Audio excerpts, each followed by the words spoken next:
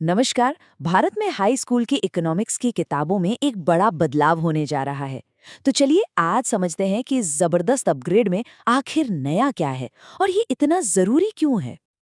जरा अपने पुराने इकोनॉमिक्स की किताब को याद कीजिए तो शायद वही भारी भरकम थ्योरी और ऐसे उदाहरण जिनका आज की दुनिया से कुछ खास लेना देना नहीं था, है ना। खैर, अब चीजें बदल रही हैं। एकेडमिक ईयर 2025-26 से क्लास 9 और 10 के लिए एनसीईआरटी और सीबीएसई का जो इकोनॉमिक्स का सिलेबस है उसे पूरी तरह से मॉडर्न बनाया जा रहा है। तो सवाल उठता है कि भाई इस बदलाव की जरूरत पड़ी ही क्यों। असल में इसके पीछे 3 बड़ी वजह हैं। चलिए एक एक करके इन्हें समझते हैं। पहली वजह है आज के समय के साथ जुड़ाव बनाना, दूसरी स्टूडेंट्स में प्रैक्टिकल स्किल्स डेवलप करना और तीसरी पढ़ाने के तरीकों को और ज्यादा आसान और साफ बनाना। मतलब मकसद बिल्कुल साफ है, इकोनॉमिक्स को ज्यादा रेलेवेंट, प्रैक्टिकल और समझने में आसान बनाना। एक दिलचस्प बात यह है कि इन बदलावों को क्रांतिकारी नहीं बल्कि विकासवादी माना जा रहा है। मतलब ये कोई रातों रात हुआ बदलाव नहीं है। इसका मेन मकसद है क्लासरूम की पढ़ाई को आज के ग्लोबल और घरेलू मुद्दों से जोड़ना, ताकि किताबी ज्ञान असल जिंदगी के काम आ सके। तो चलिए अब देखते हैं कि असल में बदला क्या क्या है। यहाँ हम पुराने और नए सिलेबस का एक साइड बाय साइड कंपैरिजन करेंगे। देखिए, जहां पहले गरीबी पर बात होती थी तो बस उसके ऐतिहासिक कारणों पर, वहीं अब इसे सस्टेनेबल डेवलपमेंट गोल्स और मल्टी डायमेंशनल पॉवर्टी इंडेक्स से जोड़ा जाएगा। मनी और क्रेडिट में अब बेसिक बैंकिंग के साथ साथ यूपीआई जैसे डिजिटल पेमेंट्स और आरबीआई की भूमिका पर भी फोकस होगा। और ग्लोबलाइजेशन, अब वो सिर्फ व्यापार का इंट्रोडक्शन नहीं रहेगा, बल्कि उसमें डब्ल्यूटीओ, एफडीआई और सप्लाई चेन में आने वाली दिक्कतों जैसी गहरी बातें भी शामिल होंगी।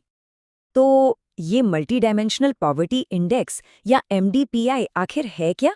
देखिए, ये गरीबी को सिर्फ इनकम से नहीं मापता, बल्कि इसमें स्वास्थ्य, शिक्षा और रहन-सहन का स्तर जैसे कई और पैमाने भी शामिल होते हैं। ये दिखाता है कि अब सोच कितनी गहरी हो गई है। और भी कई नई चीजें हैं जिन्हें स्टूडेंट्स अब सीधा अपनी जिंदगी से जोड़ पाएंगे, जैसे कि गिग इकोनॉमी। ये समझना आज बहुत जरूरी है। साथ ही यूपीआई पेमेंट्स, जिसे हम सब रोज इस्तेमाल करते हैं, महामारी के दौरान सप्लाई चेन में आई दिक्कतें और ऑनलाइन शॉपिंग में ग्राहकों के अधिकार जैसे टॉपिक्स भी अब किताबों का हिस्सा होंगे। तो इन नए टॉपिक्स से स्टूडेंट्स में कौन सी नई स्किल्स डेवलप होंगी? अब जोर सिर्फ थ्योरी रटने पर नहीं, बल्कि उसे असल जिंदगी में इस्तेमाल करने पर है। और सबसे जरूरी बात यही है, अब फोकस रट्टा मारने से हटकर सीखी हुई बातों को अप्लाई करने और डेटा को पढ़ने समझने पर आ गया है। ये स्टूडेंट्स को असली दुनिया की चुनौतियों के लिए तैयार करने की तरफ एक बहुत बड़ा कदम है। सीखने और हाँ, नंबर देने के तरीके भी बदल रहे हैं। अब क्लास में प्रोजेक्ट्स होंगे, असली आंकड़ों का एनालिसिस होगा, किसी प्रोडक्ट की पूरी सप्लाई चेन को मैप करने जैसे टास्क दिए जाएंगे और अपने आसपास के आर्थिक बर्ताव पर रिपोर्ट तैयार करनी होगी। उदाहरण के लिए स्टूडेंट्स को शायद इस तरह का कोई डेटा चार्ट दिया जाए जिसमें जीडीपी में अलग अलग सेक्टर्स का योगदान दिखाया गया हो। अब उन्हें इन नंबर्स को सिर्फ याद नहीं करना, बल्कि इन्हें समझना होगा और इसका एनालिसिस करना होगा। तो इस पूरी बातचीत का सार क्या है? आज के स्टूडेंट्स के लिए इन बदलावों का असल में मतलब क्या है? इसका सीधा सा मकसद है स्टूडेंट्स को वो इकोनॉमिक टूल्स और क्रिटिकल थिंकिंग स्किल्स देना जिससे वे आज की इस जटिल दुनिया को न सिर्फ समझ सकें, बल्कि इसमें अपना रास्ता भी बना सकें। और आखिर में एक सवाल कि आज की इकोनॉमिक्स की ये नई और प्रैक्टिकल सीख आने वाले कल की दुनिया को कैसे आकार देगी, इस पर सोचना तो बनता है।